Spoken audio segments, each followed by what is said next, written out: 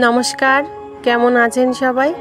চয়নিকা ব্লগে সবাইকে স্বাগত জানাই। এখন বাজে প্রায় সকাল 7:30। বাবুকে 6টার সময় তুলে স্কুলের জন্য গুছিয়ে দিলাম। তখনই আপনাদের দাদা বলছে যে চলো তুমিও একটু গুছিয়ে নাও, আজকে একটু কলকাতার ওদিকটায় যাব। তো এখন আমরা প্রায় 7টার দিকে বেরিয়েছিলাম, এখন 7:30 মতন বেজে গেছে। ওই দিকটা একটু দাঁড়িয়েছিলাম, সামনেই হাওড়া ব্রিজ। তো এই যে রাস্তাটা দেখছেন, এইগুলো হচ্ছে ব্যাসল্ট দিয়ে তৈরি। এই যে রাস্তার নিচ দিয়ে শিলা, এক প্রকার শিলা বলা হয়। যেতে যেতে আপনাদের দাদা বলল, খুব একটা এদিকটায় আসা হয় না, ওই আগে দুবার হয়তো এসেছি। আর এখানটায় যতটাই সামনের দিকে বাইকটা নিয়ে যাচ্ছে ততটাই দেখছি গাড়ির প্রচণ্ড ভিড় হয়ে রয়েছে। খুব ইচ্ছে হয় একসময় গঙ্গার পাড়ে এই হাওড়া ব্রিজের এখানটায় আসবো, একেবারেই সময় করে ওঠা হচ্ছে না। আর মনা বাবুর স্কুলটাও খুলে গেছে, প্রচণ্ড গরমও পড়েছে, সব মিলিয়ে আর তেমন একটা বাইরে বেরোনো হয় না। ওই ঘরে বসে রান্না খাওয়া, ওদের পড়াশুনো করানো, এইসবই চলছে। এই যে চলুন হাওড়া ব্রিজটা আরেকবার দেখে নিই। কী যে ভালো লাগে ব্রিজের উপর দিয়ে যাওয়ার সময়, দুই ধারে গঙ্গা, কি সুন্দর দেখতে।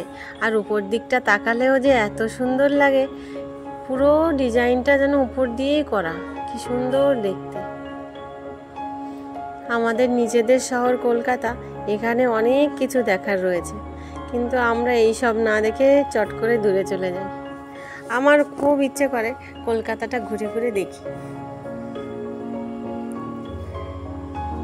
এই দেখুন কি সুন্দর দেখতে। ব্রিজটা শেষ হলেই কলকাতার বড় বাজার, নিউ মার্কেট, ওদিকটায় একটু যাওয়ার ইচ্ছে আজকে।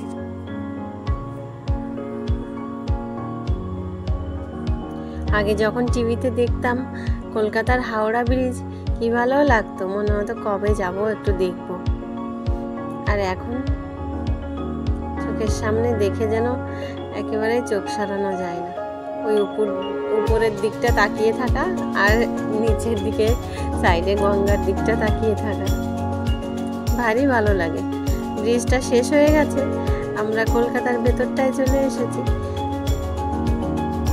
এই যে বড় বাজারটা ছাড়িয়ে এদিকটায় দেখুন টি বোর্ডটা রয়েছে, অনেক কিছু রয়েছে এখানটায় দেখার মতো। বাইকে মাঝে মধ্যে কাজে যখন একটু বেরোই ঘুরতে, কলকাতার এদিকে খুব কমই এসেছি, কিন্তু দু একবার কাজের সূত্রে আসা হয়েছে। আর বড় বাজারে আগে একবার এসেছিলাম, ঠিক 1 বছর আগে। আমার দু একটা বাসনপত্র কেনার ছিল, ওখানে এলে একটু ভালো হয়, সাশ্রয় কেনা যায়।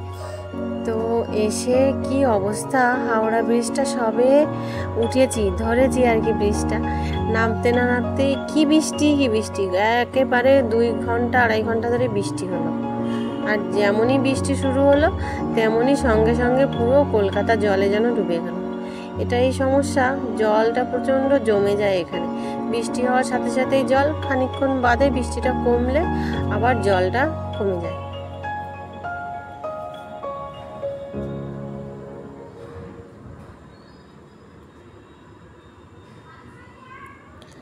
খানিকক্ষণ যেতে যেতে সামনের দিকটায় যতটাই এগোচ্ছিলাম ভারী ভালো লাগছিল। সকালবেলা তো একেবারেই মনে হচ্ছে যেন কতটা বেলা হয়ে গেছে।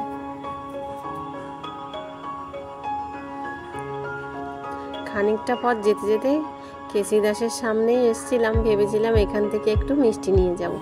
কপালটা এতটাই খারাপ, এত সকালে দোকানটা খোলেই নি।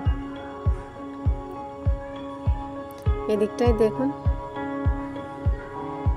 এবার চলুন, এই যে কলকাতার নিউ মার্কেট, এখানে একটা মাছ বাজার রয়েছে, ওই যে ছোট্ট গেট, ওখান থেকেই বাইকটা নিয়ে ঢুকে পড়লাম।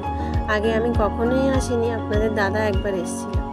এই যে এই দাদা কি সুন্দর করে ভেটকি মাছটা ছাড়িয়ে নিচ্ছে। এখানে অনেক বড় বড় ভেটকি মাছ রয়েছে, ভেটকি মাছের পাতুরি করার জন্য মাছগুলো এখান থেকেই যায়। এই সুন্দর, আমি অনেকক্ষণ দাঁড়িয়ে দাঁড়িয়ে দেখছিলাম।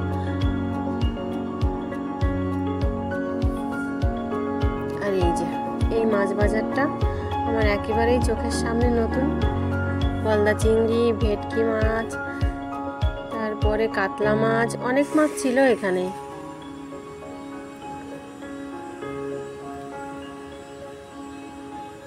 এই দাদা চোখের সামনেই 2-3টে মাছ ছাড়িয়ে নিল। এই দেখুন কি সুন্দর করে ছাড়িয়ে নিচ্ছে, খুব চালু রয়েছে ওনার হাতটা।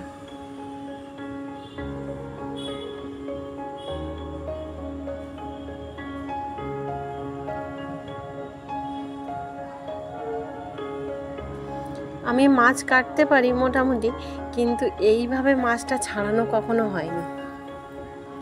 আর এখানে ভেটকি মাছ অনেক দাম। এই মাছটার ওজন হচ্ছে আপনার প্রায় 7 কিলো।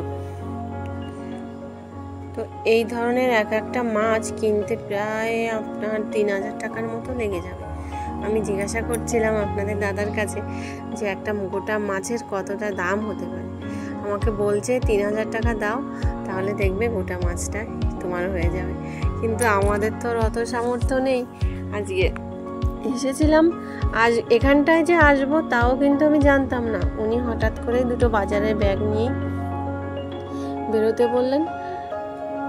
পরে রাস্তায় আস্তে আস্তেই জানতে পারলাম যে আমি ভেটকি মাছের কাঁটা আনতে যাচ্ছি। তো ভেটকি মাছের কাঁটাটা আমাদের বাড়িতে হয়, আমাদের বাড়িতে সবাই খুব পছন্দ করে। এটা খেতেও খুব যেমন ভালো, আর তেমনি নিজেদের সামর্থ্যের মধ্যেও পড়ে যায়। এত বড় ভেটকি মাছ কেনা সবার পক্ষে সম্ভব নয়। এর যে কাঁটাটা দেখুন কি সুন্দর করে ছাড়িয়ে নিচ্ছে। এই কাঁটা আর ওই মাথা পুরোটাই গোটা থাকবে। আর মাছটা কিন্তু সুন্দর করে ছাড়িয়ে নেওয়ার পরে কেটে রান্না করলে খুবই ভালো লাগে খেতে। কাঁটা ছাড়ানো হয়ে গেছে, ওই দুটো কাঁটা আমরা নেব। এইদিকে দেখুন মাছটা কি সুন্দর ছাড়িয়ে নিয়েছে, আর এইদিকে অনেকগুলো মাছ ছাড়িয়ে ছাড়িয়ে রেখেছে। এইবার আরেকটা মাছ নিয়ে নিল। হাতের সামনে, চোখের সামনে যে কতগুলো মাছ উনি কাটলো, একেবারে একটু সময় লাগছে না ওনার হাতে। এদিকটায় অনেক চিংড়ি মাছ, সব রকমের মোটামুটি মাছ রয়েছে। তো আজকে ছিল শনিবার, স্কুল তো হাফ ডে। স্কুল থেকে ফোন এসে গেছিলো, এদিকটায় আমাদের অনেক দেরি হয়ে গেছিলো। স্কুল থেকে ফোন এলো, তাই আমরা আর বেশিক্ষণ দাঁড়ালাম না। বড় বড় পাঙাশ মাছগুলোও ছিল ওখানে। এই যে পুরো মাছের বাজারটা মোটামুটি যতটুকু সম্ভব ঘুরে দেখালাম। এইবার বাড়ির দিকটায় যাব। প্রথম হাওড়া ব্রিজটা ধরে এসেছিলাম বড় বাজারটা হয়ে, এবার এই দিকটাতে ঘুরে যাব। দ্বিতীয় হাওড়া ব্রিজটা পড়বে আমাদের ওই দিকটায়, যেখান থেকে বেশিরভাগ সময় আমরা যাতায়াত করি। কলকাতাটা এত ভালো লাগছে সকালের দিকে দেখতে, অতটাও ভিড় নেই। আর মাঠে কি সুন্দর ছেলেপেলেরা খেলতে নেমেছে।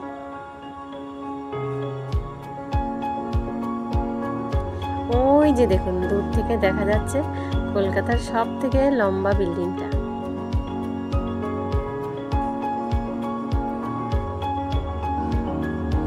আর সব থেকে ভালো লাগে এই রাস্তাটা দিয়ে যেতে।